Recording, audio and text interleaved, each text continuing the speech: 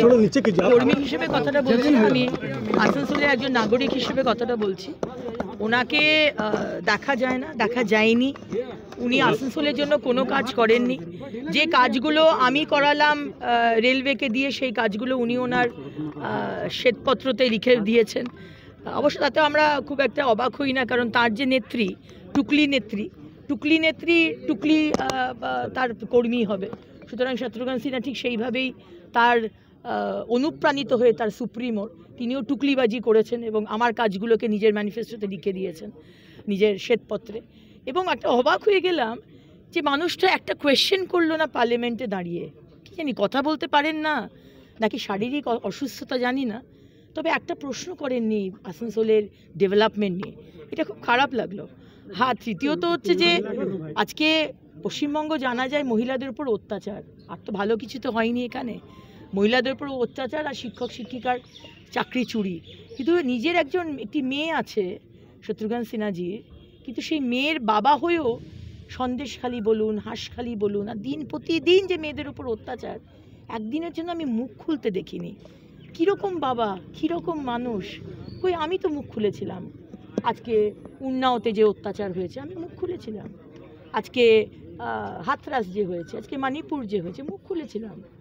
এবং আমরা দেখেছি যে সেখানে কিন্তু মানে জাস্টিস পেয়েছে, তার পরিবার জাস্টিস পেয়েছে, সঙ্গে সঙ্গে তাদেরকে ধরা হয়েছে যারা কালপ্রিট, তাদের পানিশমেন্ট হয়েছে। কিন্তু পশ্চিমবঙ্গে তো কোনো পানিশমেন্ট হয় না। আর এই ধরনের যেখানে সাংসদ তাকে, যাকে দেখাই যায় না, তাকে নিয়ে তো আলাদা করে কিছু বলার নেই। সেই কারণেই আসানসোলবাসী খুব ভুক্তভোগী এবং সেই কারণেই আমার মনে হয় যে মাননীয় প্রধানমন্ত্রী 10 বছরের যে কাজ এবং শত্রুঘ্ন সিনহা এবং মমতা ব্যানার্জির যে কি বলবো অপশাসন, তার এগেইনস্টে আজকে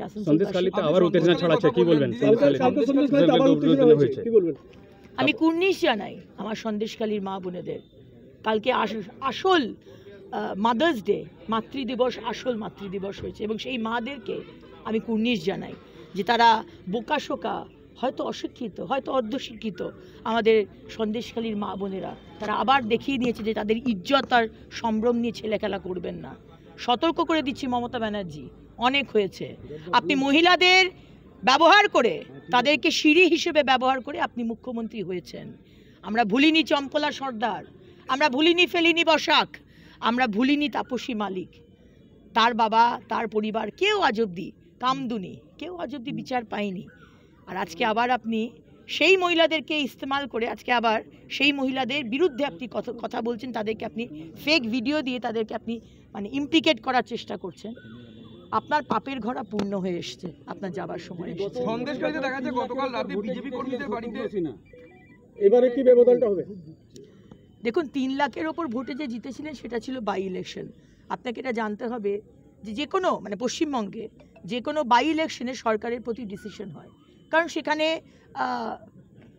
পুরোপুরি যে অ্যাম্বিয়েন্স বা যে সিচুয়েশনটা থাকে সেখানে কিন্তু ইউজুয়ালি সরকারের দিকেই ভোট হয়। এটা হচ্ছে মোদিজির ভোট, এটা হচ্ছে দিল্লির ভোট এবং মানুষ দেখেছে মোদিজি কি কাজ করেছেন এবং ভারতবর্ষের যে সম্মান সেটা কোথা থেকে কোথায় নিয়ে চলে গেছেন। অস্ট্রেলিয়ার প্রাইম মিনিস্টার বলেন মোদি ইজ মাই বস।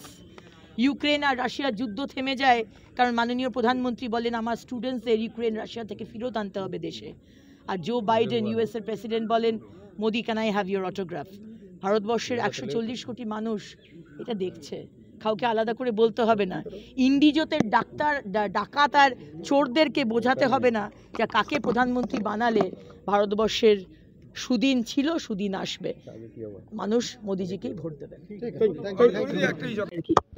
তো সে এবং তার দলবল মিলে রাত্রির 12:30 নাগাদ প্রচণ্ড মেরেছে। ফ্ল্যাগ লাগাবার জন্য আমাদের ফ্ল্যাগ ফেস্টুন সব ছিঁড়ে দেওয়া হয়েছিল, আমাদের ছেলেরা আবার করে লাগাচ্ছিল। আমি রানীগঞ্জ আইসিকে জানিয়েছি ব্যাপারটা দেখার জন্য।